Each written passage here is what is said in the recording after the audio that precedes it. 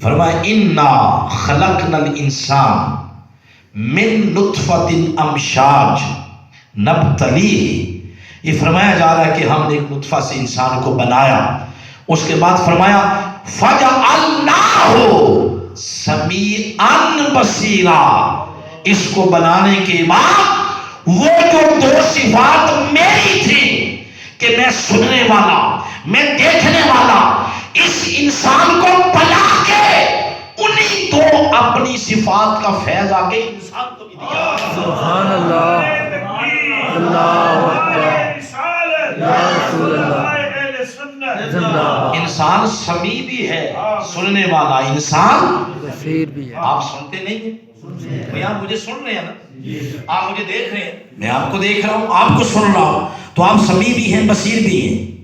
فرق کیا کرنا ہے؟ فرق درمیان میں ضرور رکھنا ہے، وہ بھی قرآن خود بتا رہا ہے۔ فرق یہ رکھنا ہے جہاں اللہ کی صفات آئیں وہاں لفظ آیا ہے انہو، بے شک وہ اللہ آس خود سمیع اور بصیر ہے۔ اور جب انسان کا ذکر آیا ادھر یہ لفظ نہیں استعمال کیا کہ ان الانسان سمیع بصیر، یوں نہیں فرمایا، بلکہ فرمایا فجعلناہ سمیعا بصیرا، اس انسان کو ہم نے سمیع اور بصیر بنایا۔ خود نہیں تھا، اللہ آج خود سمیع اور بصیر ہے، اور انسان اللہ کے بنانے سے سمیع اور بصیر ہے۔ بے شک، سبحان اللہ۔ تو اس کی صفات اپنی ہیں، ذاتی ہیں، انسان کی اپنی نہیں۔ انسان کی اللہ کی بارگاہ سے کیا ہوا ہے؟ عطائی ہے۔ یہ فرق ضرور رکھنا درمیان۔ آگے سورہ بقرہ کی آیت نمبر 143، اس میں اللہ پاک نے اپنے بارے میں فرمایا ان اللہ بالناس لرؤوف رحیم، فرمایا اللہ لوگوں پر رؤوف بھی ہے اور اللہ لوگوں پر رحیم بھی ہے۔ ساتھ ہی سورہ توبہ میں فرمایا یہ جو میرے محبوب آئے ہیں تمہارے پاس، مکین گنبد خضرا، فرمایا لقد جاءکم رسول، صرف رسول نہیں، آگے صفات فرمایا من انفسکم عزیز علیہ ما عنتم حریص علیکم بالمؤمنین، آگے فرمایا رؤوف الرحیم۔ سبحان اللہ، پہلے مقام پر یہ دونوں صفات اللہ کی بیان ہوئی ہیں، اگلے مقام پر یہ دونوں صفات اللہ کے محبوب کی بیان ہوئی ہیں۔ بے شک، فرق کیا ہوگا؟ اللہ کی اپنی ہے اور آقا علیہ السلام کی اپنی نہیں، بلکہ اللہ کی بارگاہ سے عطا کردہ ہے، لیکن صفات کا فیض تو اس نے دے دیا نا۔ اللہ بھی رؤوف، مصطفیٰ بھی رؤوف، اللہ بھی رحیم، مصطفیٰ بھی رحیم۔ پھر آگے چلتے ہیں، یعنی گویا وہ بتانا یہ چاہتا ہے کہ انسان تیرے پاس جو جو نعمت ہے اس کا کوئی مالک ہے، اس کا کوئی مالک ہے۔ کسی پر اس نے کرم زیادہ کر دیا، کسی پر تھوڑا ہوا، کسی پر کسی طرح، کسی پر کسی طرح۔ تو اللہ سمیع اور بصیر ہے، ادھر بندہ بھی سمیع اور بصیر ہے۔ فرق کیا؟ وہ سمیع اور بصیر از خود ہے اور بندہ از خود نہیں ہے۔ پھر ایک اگلی بات بتاؤں، عام تصور یہ پایا جاتا ہے کہ یہی ہے بس، بصارت صرف یہی ہے آنکھ، اور سماع صرف یہی ہے کان۔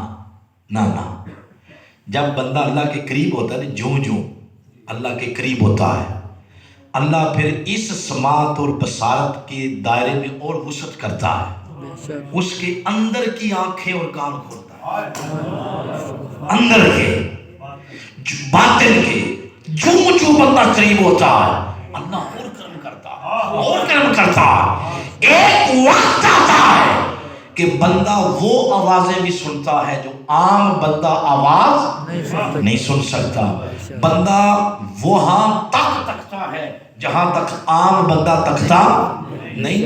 ہم عام ہیں، ہم خاص تو نہیں ہیں، ہم عام ہیں، ہمیں اس لیے اس دیوار کے پار نظر کچھ نہیں آ رہا، ہم عام ہیں، لیکن جو اللہ کے خاص ہیں وہ دیواروں کے آر پار بھی تکتے ہیں، اور 1400 سال پہلے بھی تکتے ہیں اور 1400 سال بعد بھی تکتے ہیں۔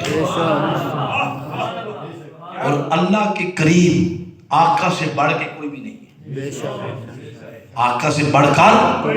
اور حضور کی بھی سماعت اور بصارت دیکھیں، اونٹ آ رہے ہیں، عرض کرتے ہیں حضور ہمارے مالک جو ہیں کام زیادہ لیتے ہیں اور ہمیں چارہ تھوڑا ڈالتے ہیں، حضور ان کی بھی سن رہے ہیں۔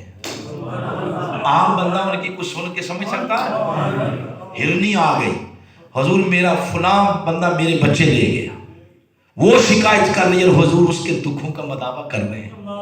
چڑیاں آ رہی ہیں، ارے شہد کی مکھی آ رہی ہے، اس سے آ کر مکالمہ کر رہے ہیں، تیرا شہد بہت میٹھا ہوتا ہے، وہ اپنی باتیں بتا رہی ہے، آقا اس سے پوچھ کے پوری امت کو بتا رہی ہے کہ شہد کیوں میٹھا ہوتا ہے۔ یہ ساری باتیں آتا کہ آقا کھڑے ہو مدینہ پاک مصلی پہ، تو صحابہ دیکھتے ہیں کہ حضور کا ایک پاؤں آگے ہوا، ہاتھ ایسے ہوا، پھر پیچھے کر لیا۔ کسی نے بعد میں پوچھا حضور یہ کیا کیا آپ نے؟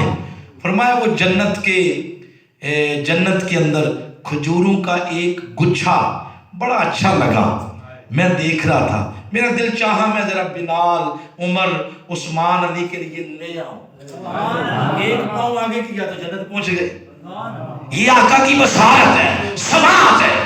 تو پھر سماعت اور بصارت یہاں تک محدود نہیں رہتی، پھر بندے کا تصرف، اللہ پاک بندے کو بھی تصرف دیتا ہے نا، اس کو بھی تصرف دیتا ہے، پھر بندے کی سماعت اور بصارت میں اللہ اضافہ کرتا چلا جاتا ہے۔ حضور غوث پاک سرکار کے بارے میں آتا ہے، رمضان میں ایک شخص نے آپ کو دعوت دی میرے گھر روزہ کھولیں، افطار کریں، آپ نے اس کی دعوت قبول کر لی۔ دوسرا آیا جی میرے گھر میں، اس کی بھی قبول کر لی۔ تیسرا آیا میرے گھر میں، اس کی بھی 40 بندوں کی دعوت ایک افطاری کی قبول کر لی۔ دوسرے دن آپ بیٹھے تھے تو ایک بندہ آیا، حضور آپ کا شکریہ، کل آپ آئے ہیں ہمارے گھر افطاری کے لیے۔ وہ بیٹھ گیا شکریہ ادا کر کے، ساتھ ہی دوسرا آ گیا، اس نے بھی شکریہ ادا کیا، تو دونوں آپس میں چہ مگویاں کرتے ہیں، بھائی تو کاہے کا شکریہ ادا کر رہا ہے، رات کو وہ تو میرے گھر تھے۔ اس نے کہا نہیں آپ کو غلط فہمی ہوئی ہے، میرے گھر میں تھے۔ ابھی وہ دو باتیں کالے نہیں ہیں تو تیسرا آ گیا، اب 3 ہو گئے پریشان، چوتھا آ گیا، اب 4 پریشان، 40 کے 40 پریشان۔ جب 41واں بندہ آیا نا آپ کے بیٹے، تو نے سب کو کہا کہ پریشان نہیں ہونا، ابا جی کسی کے گھر میں نہیں گئے، روزہ انہوں نے اپنے گھر کو لایا۔ یہ کیا ہے؟ ارے جو بندہ اللہ کے قریب ہوتا ہے، اللہ بندے کے تصرف میں بھی اور اضافہ کرتا چلا جاتا ہے۔ پھر سما اور مکان کی حدیں اس بندے کے لیے نہیں رہتی، وہ آر پار تکتا ہے، دور دور تکتا ہے۔ تو اللہ اپنی صفات کا فیض یوں بندوں کو عطا کرتا ہے۔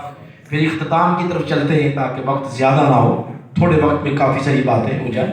پھر آگے فرمایا لہ الخلق والامر، یہ سورہ اعراف کی آیت نمبر 54 ہے۔ اس میں فرمایا لہ الخلق، تخلیق اللہ ہی کرتا ہے، اللہ ہی بناتا ہے۔ خالقہ اس کا معنی ہے بنانا، انگلش والا بنانا نہیں، اردو والا۔ تو تخلیق کا معنی ہے بنانا، اللہ بناتا ہے، اللہ تخلیق کرتا ہے۔ والامر، تدبیر بھی وہی کرتا ہے۔ تو اللہ تخلیق بھی کرتا ہے، اللہ تدبیر بھی۔ یہ جو صفات سورہ آل عمران میں آیت نمبر 49 میں کسی اور طریقے سے بیان ہوئی، بڑا سننے والا وہ بھی مقام، یہ عیسیٰ علیہ السلام ہے۔ عیسیٰ علیہ السلام اپنے حواریوں کو، اپنے امتیوں کو کہہ رہے ہیں انی اخلق، میں بھی بناتا ہوں، میں بھی تخلیق کرتا ہوں۔ وہ تو سورہ اعراف میں فرمایا اللہ الخالق، اللہ بناتا ہے۔ ادھر عیسیٰ علیہ السلام وہ اللہ نہیں ہے، اللہ کے بیٹے نہیں ہیں، لام یلد ولم یولد، اللہ نہ کسی کا بیٹا نہ اس کا بیٹا، وہ لم یلد ہے ولم یولد ہے۔ تو عیسیٰ علیہ السلام اللہ کے نبی اور اللہ کے بندے ہیں، بولیں اللہ کے نبی اور بندہ کہہ رہا ہے، بندہ اخلقو کہ میں بھی تخلیق کرتا ہوں۔ قوم نے کہا کیا؟ کہا من الطین، پرندے۔ تو کہنے لگے کوئی پھر بنائے کوئی پرندہ، انہیں مٹی اٹھائی، مٹی اٹھائی، مٹی سے منتی کہا مٹی سے بناتا ہوں پرندے، تیر پرندے، تو مٹی اٹھائی پرندہ بنایا، پھونک ماری روح آ گئی، کبوتر بن کے اڑنے لگ گیا۔ مٹی اٹھائی پرندہ بنایا، پھونک ماری روح آ گئی، کوا بن کے اڑنے لگ گیا۔ تو قوم کہتی ہے باقی آپ تو بنا لیتے ہیں، لیکن یہ آپ کا کمال تب مانیں گے جب کوئی ایسا پرندہ بنائے جو پہلے نہ ہو، پہلے نہ ہو، اور ہو بھی عجیب ہو۔ انہوں نے پھر اٹھائی مٹی، اس مٹی سے پرندہ بنایا، پھونک ماری، چمگادڑ بن کے اڑنے لگ گئی۔ کیا یہ پہلے نہیں تھی، عیسیٰ علیہ السلام نے بنائی۔ اب انہوں نے کیا کہا تھا؟ دو باتیں کی تھی انہوں نے کہ ایک تو پہلے نہ ہو اور دوسری کیا ہو؟ بولے نا عجیب۔ اب اس کو بتاؤں یہ عجیب کیسے؟ یہ پرندہ ہے نا اڑنے والا، پرندے انڈے دیتے ہیں یا بچے؟ انڈے، یہ بچے دیتی ہے۔ عجیب ہوئی یا نہیں؟ ممالی ہے، دودھ بھی پلاتی ہے۔ پھر چمگادڑ کے پورے جسم میں ہڈی کوئی نہیں، ٹھوس ہڈی ہوتی ہے، وہ ہوتی ہے لائٹ جو ہے، لیکن ٹھوس ہڈی کوئی نہیں۔ پھر یہ نہ رات کو دیکھ سکتی ہے نہ دن کو، یہ دیکھتی ہے سورج طلوع ہونے کے بعد 1 گھنٹہ، اس کے بعد اس کی آنکھیں چندیا جاتی ہیں۔ یہ رات کو بھی نہیں دیکھتی، سورج طلوع غروب ہونے سے قبل 1 گھنٹہ، رات کو بھی نہیں دیکھ سکتی۔ بتائیں عجیب ہوئی یا نہیں؟ عجیب غریب بنا دیا۔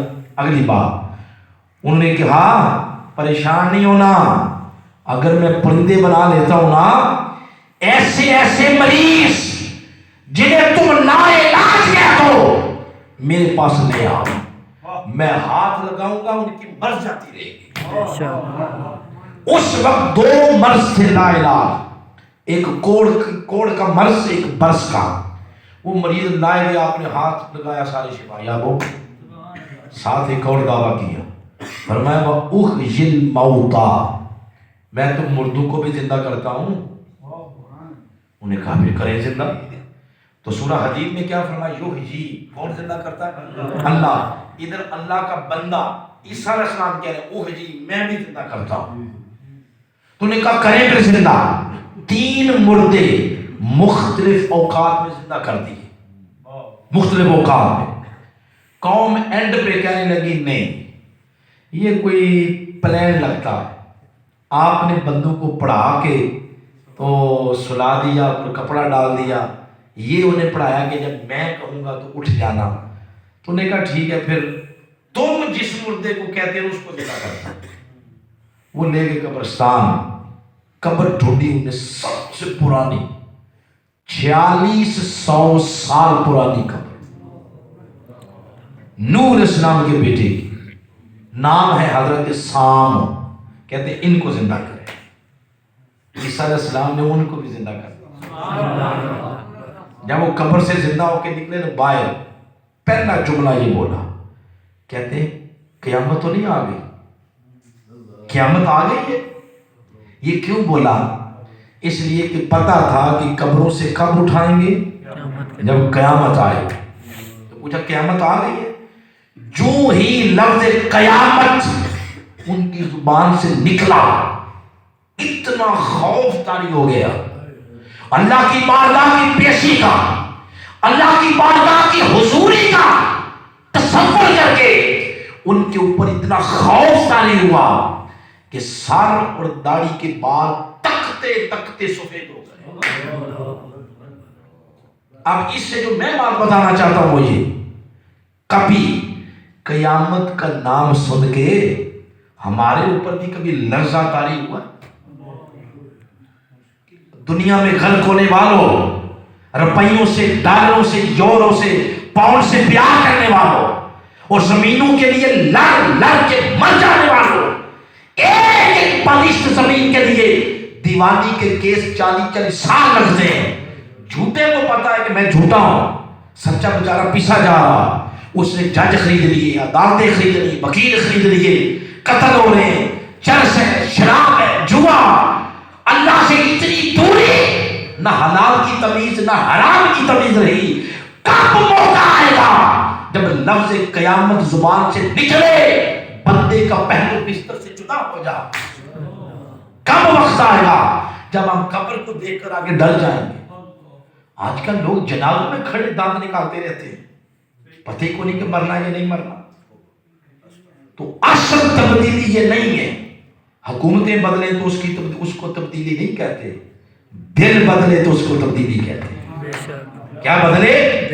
اور دل کے بدلنے کا معنی یہ ہے اس دل کے کوٹھے سے ہر خلاصت نکل جائے.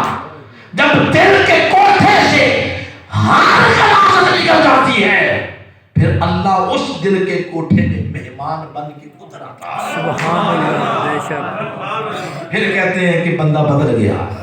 کیا کہتے ہیں؟ بدل گیا ہے. تو اصل تبدیلی یہ ہے جب تک یہ نہیں کریں گے جو مرضی آتا رہے تبدیلی دور است.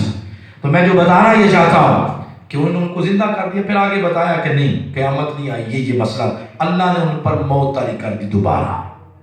اب انہوں نے یہ سوچا، اب قوم دیکھے کیا سوچنے لگ گئی، الٹی باتیں.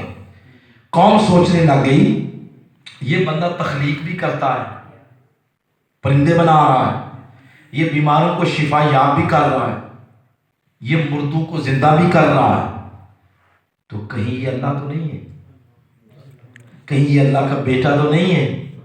یہ عیسائی سوچنے لگے نا. تو عیسیٰ علیہ السلام بھانپ گئے کہ ان کے اندر فلم کیا چل رہی ہے. انہیں فوراً ان کی سوچ کے آگے بند باندھا توحید کا. کہا ہے نادان لوگوں، جس ٹریک پہ چڑھ کے تم سوچنے لگے وہ ٹریک صحیح نہیں ہے، وہ شرک والا. وہ اللہ لم یلد ولم یولد ہے، کوئی اس کا بیٹا نہیں، کوئی اس کا شریک نہیں. یہ جو ساری صفات تم نے دیکھی، میں پرندے بنا رہا ہوں، میں مریضوں کو صحیح کر رہا ہوں اور میں مردوں کو زندہ کر رہا ہوں، یہ ساری صفات میری نہیں ہیں، بے اذن اللہ، یہ اللہ کی بارگاہ سے عطا کردہ ہے. بے شک. یہ اللہ کی بارگاہ سے عطا کردہ ہے. فرق کر دیا آگے جا کے، بلکہ ہر ایک کے ساتھ کیا.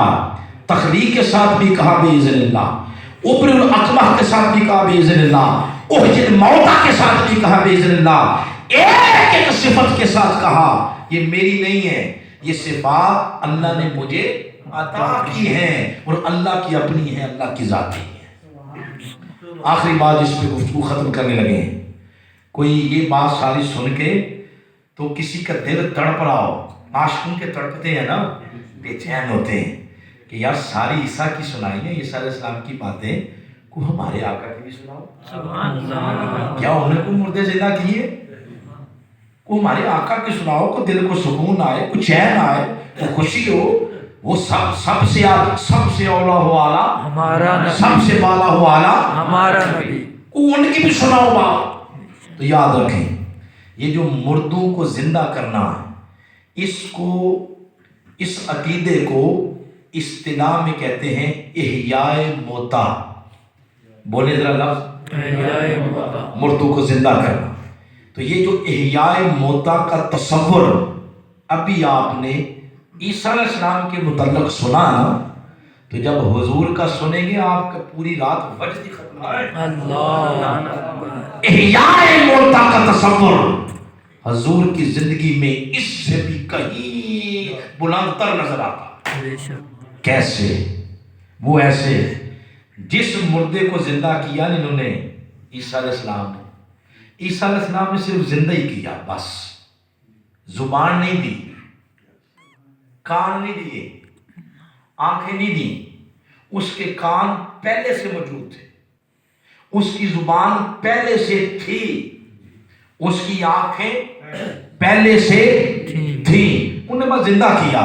جو ہی زندہ کیا اس کے جو اپنے کان تھے انہوں نے کام کرنا شروع کر دیا، زبان تھی اس نے کام کرنا شروع کر دیا، اس کی ایکٹیو ہو گئے، تار لگ گئی، کنیکشن جڑ گیا. مشینری جہاں جام تھی، روح آئی تو وہیں سے مشینری چلنا شروع ہو گئی. بات سمجھے ہے نا؟ لیکن آقا نے جس مردے کو زندہ کیا اس کے کان نہیں تھے، حضور نے کان دیے، سبحان اس کی زبان نہیں تھی، حضور نے زبان بھی دی، بے شک اس کی آنکھیں نہیں تھی، حضور نے آنکھیں بھی دی، اس کی فیلنگ کہتے ہیں جذبات، احساسات، محسوس کرنا، گرمی ہے، سردی ہے، جدائی ہے، نہیں جدائی، اس کو کہتے ہیں فیلنگ، حضور نے فیلنگ بھی دی۔ وہ کون سا مردار ہے؟ مسجد نبوی میں چلے، مسجد نبوی میں کھجور کا خشک تنا، کھجور کا خشک تنا، آپ اس کے ساتھ ٹیک لگا کے خطبہ دیا کرتے تھے، اور دراز اس کے ساتھ ٹیک لگا کے آپ تن دیتے خطبہ، اس تنے کو آپ سے محبت ہو، کیا ہو گئی؟ بار بار حضور کا جسم مبارک ساتھ لگتا نا، اس کو نمس ملتا، یہ جو ساتھ لگتا ہوگا پتا کیا؟ جس دن وہ مائی ممبر دے کے گئی کہ حضور ممبر پر بیٹھا کریں، ممبر پر، تو وہ جو انتظار میں رہتا تھا کہ کب آئیں گے، کب آئیں گے، تو حضور کے بار بار لمس کی وجہ سے، ساتھ جڑنے کی وجہ سے اس کے اندر کیا کچھ آ گیا۔ جب حضور ممبر پر بیٹھے، اس کے ساتھ ٹیک چھوڑ دی، صحابہ کرام کہتے ہیں مسجد نبوی میں ایسے رونے کی آواز آ رہی تھی جیسے بچہ بلک بلک کے ہوتا ہے، ماں چلی جائے تو جیسے ایسے کو روتا ہے بلک بلک کے۔ تو حضور ممبر سے اترے، اس کے قریب آ کے ہاتھ رکھا، اس نے رونا ختم کر دیا، سسکیاں لینا شروع کر دی، سسکیاں، حضور اس سے باتیں کر رہے ہیں، وہ حضور سے کر رہے ہیں۔ صحابہ کرام تو حضور کی باتوں سے سمجھ رہے تھے کہ وہ کیا ہو رہا ہے، حضور کی باتوں سے۔ حضور نے فرمایا اگر تو چاہے، یہ جدائی تجھے نہیں میری برداشت ہو رہی، اگر تو چاہے تجھے جنت میں پہنچا دوں، اگر تو چاہے تجھے دوبارہ ہرا بھرا کر دوں، تیرے سر پھل لگے اور لوگ تیرا پھل کھائیں، تیری چھاؤں میں بیٹھے۔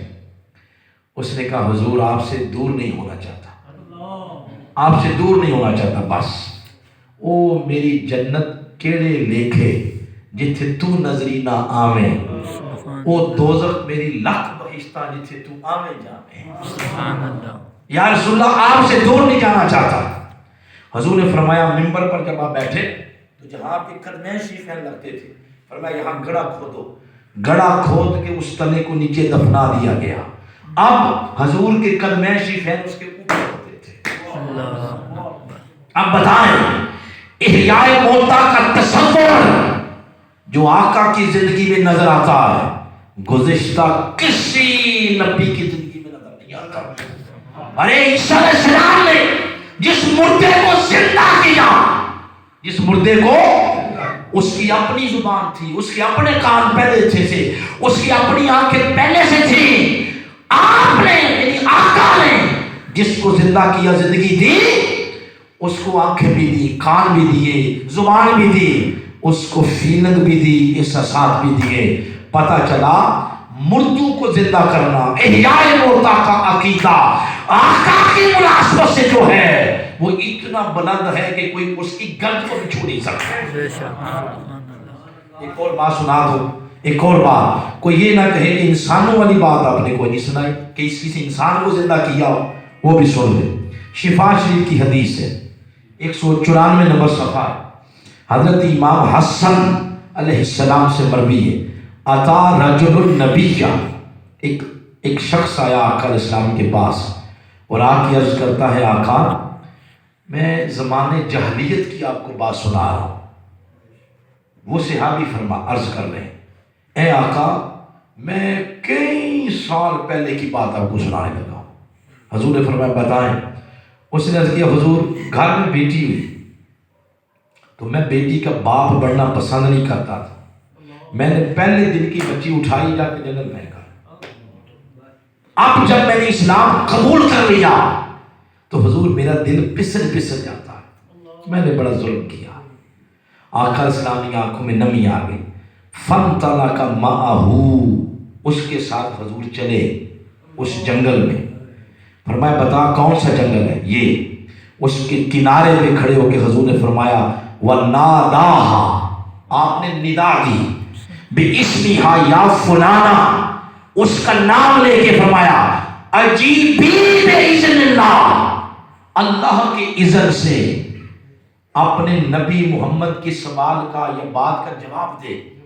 جب حضور نے اس کو بلایا، کئی سال پہلے کی پھینکی ہوئی بچی فخرجت، وہ جنگل سے بڑی ہو کے بچی دوڑتی آئی، وہی تقول لبیک وسعدیک یا رسول اللہ، سبحان اللہ. حاضر ہو گئی. تو آپ نے فرمایا دے تیری بیٹی آ گئی تمہاری. فقال اللہ، اب حضور نے اس سے فرمایا فقال اللہ ان ابویک، یہ تیری ماں اور باپ ہیں دونوں، یہ تیرے.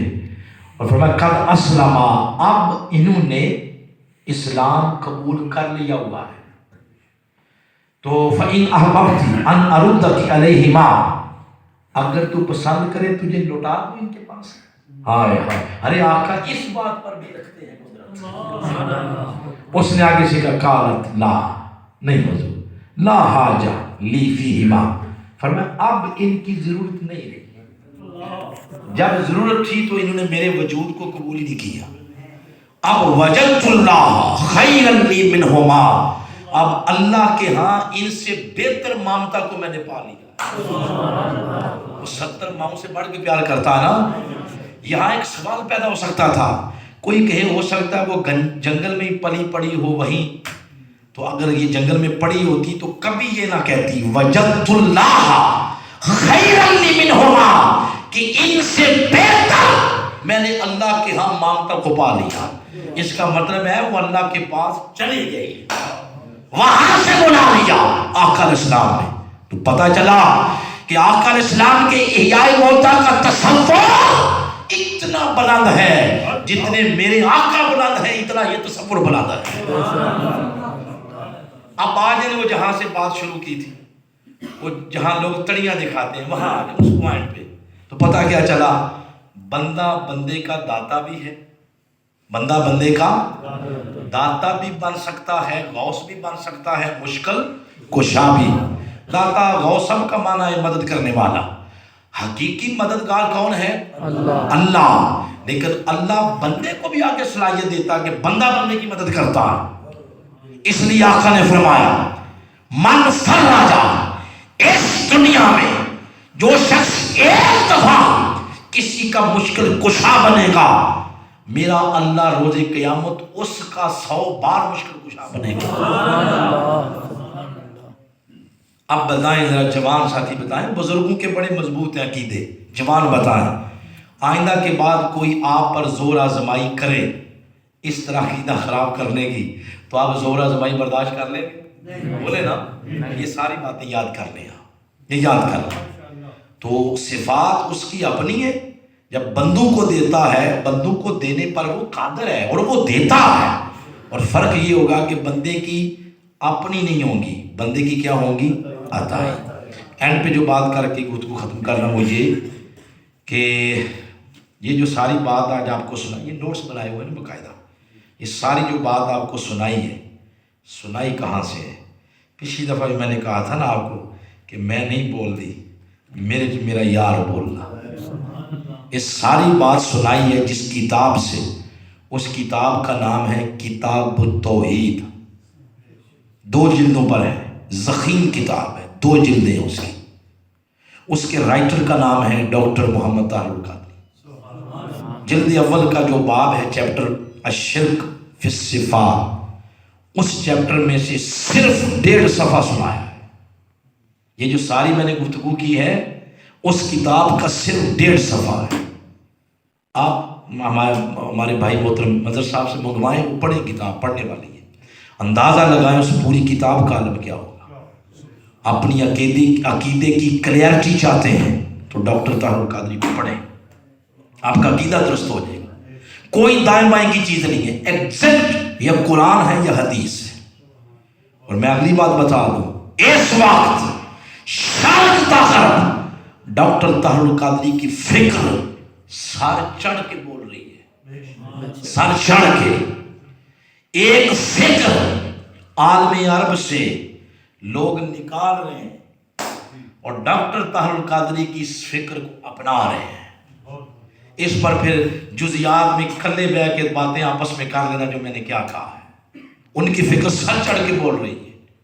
اور صرف یہاں تک نہیں، اگر کبھی ایسا موقع آ گیا اس ملک کی خدمت کا، اللہ کی قسم ہے اس ملک کا پھر جھنڈا بھی اتنا بلند ہوگا، اتنا بلند کہ دنیا پاکستان کی ہاں میں ہاں کرے گی اور پاکستان کی نہ میں نہ کرے گی۔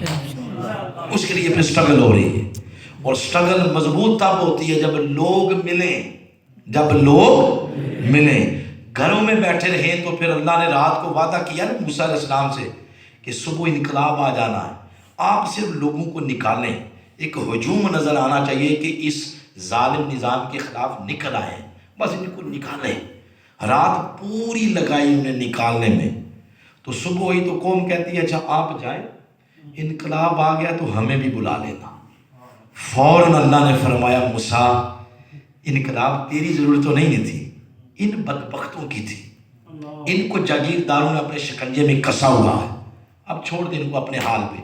وعدہ میں نے تیرے ساتھ کیا ہے کہ انقلاب آئے گا، آئے گا ضرور، مگر آج نہیں آئے گا، آج سے اٹھا کے 40 سال کی دوری پہ رکھ دی۔ فرمایا ان جڑیوں ٹر کے آنا ہے، کیا فرمایا؟ ان میں ٹر کے آنا۔ تو پھر 40 سال وہ قوم جنگلوں میں گھومتی رہی، درختوں کے پتے کھاتی رہی۔